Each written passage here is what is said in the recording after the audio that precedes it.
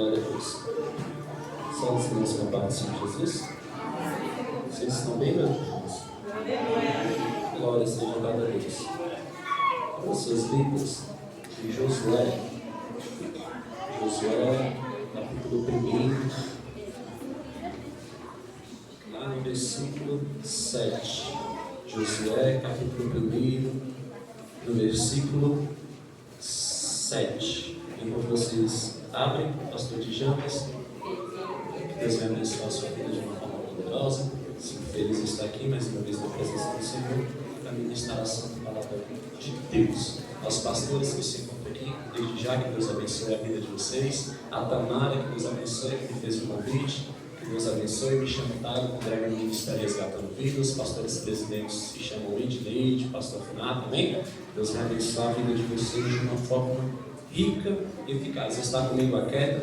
Deus vai abençoar a sua vida, minha irmã. Quantos acharam?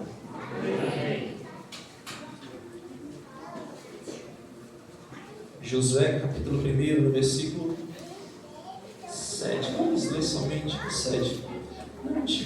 Não somente ser forte e muito corajoso, para teres o cuidado de fazer segundo toda a lei que meu servo Moisés te ordenou. Dela não te desvie nem para a direita e nem para a esquerda, para que sejas bem sucedido. Porque por onde quer que andares, não cesse de falar deste livro da lei, antes medita nele dia e noite, para que tenhas cuidado de fazer segundo tudo quanto está nele escrito. Então, você quer resultado, então farás prosperar o teu caminho e será bem sucedido. Versículo 9, aqui você pode estar sentado no glória. Não te mandei eu ser forte e corajoso?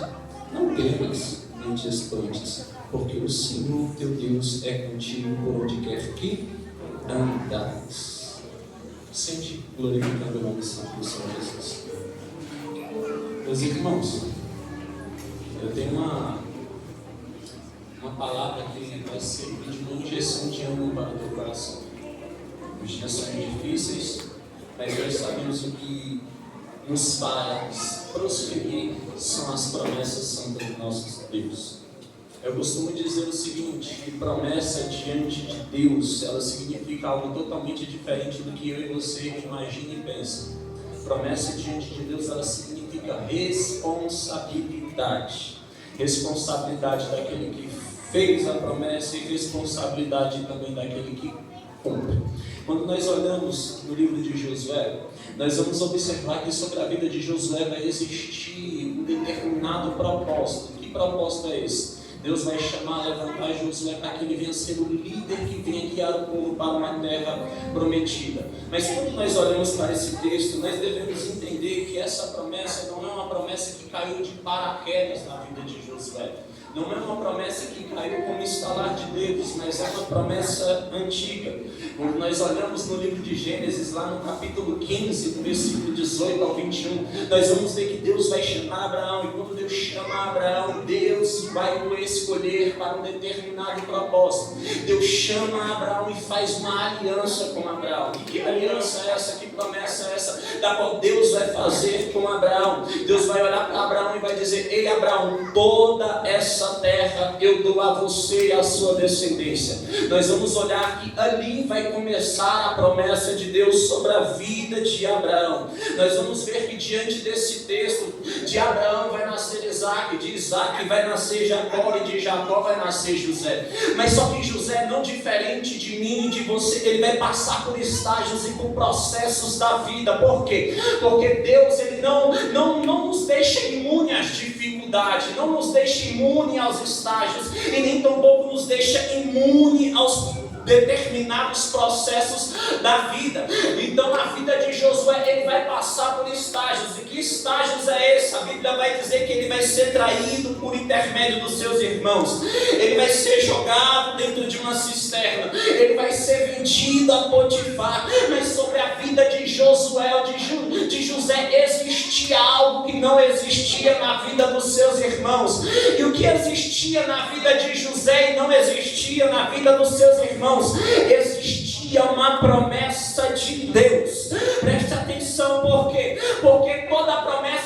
existe também um propósito divino. E sobre a vida de José existia um propósito de Deus. E coisa linda porque quem vive de acordo com o propósito divino, ele vai sempre entender que as circunstâncias da vida, ele sempre vai entender que os processos da vida não vai impedir o agir de Deus. Talvez você adentrou por essas portas, passando por processos da vida, mas eu venho aqui ser boca de Deus para dizer ao teu coração que processos não podem impedir o agir de Deus. Diferente do que é pregado nos dias de hoje, nós podemos entender que o propósito principal na vida de José não era fazer engrandecer diante dos seus irmãos.